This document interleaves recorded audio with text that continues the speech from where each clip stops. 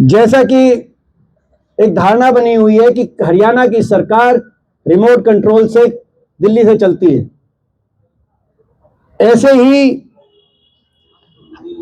कौन से remote control से हरियाणा की सारी नौकरियां हरियाणा के बाहर जा रही हैं।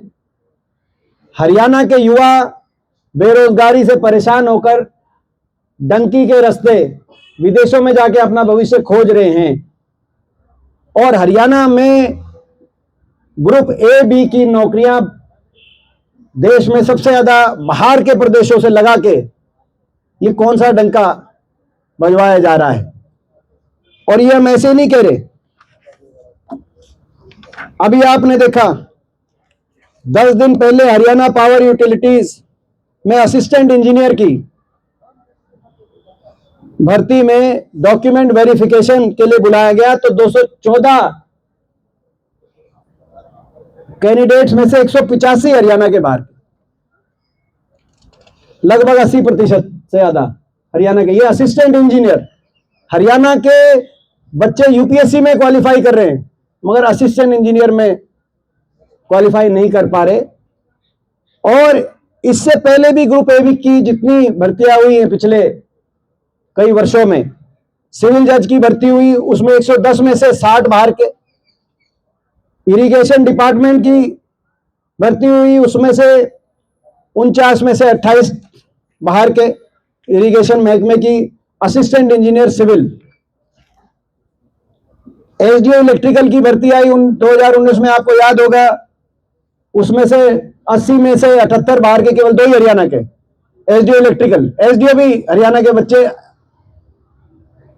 एसडीओ इलेक्ट्रिकल की दोबारा से दूसरी भर्ती हुई उसमें से 99 में 77 बाहर के, 80 में 2 बाहर के, आप समझ 2 हरियाणा के, 78 बाहर के।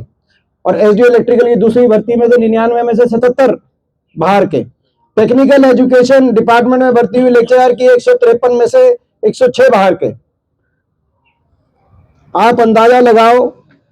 और ये केवल बाहर के बच्चे ही नहीं, ग्रुप ए बी की मैं बात करूं, एचपीएससी की बात करूं, ये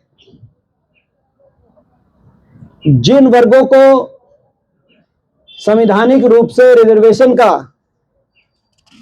प्रावधान जिन वर्गों के लिए है, उनके अधिकारों पे बहुत बड़ी चोट मारने का काम एचपीएससी कर रही है।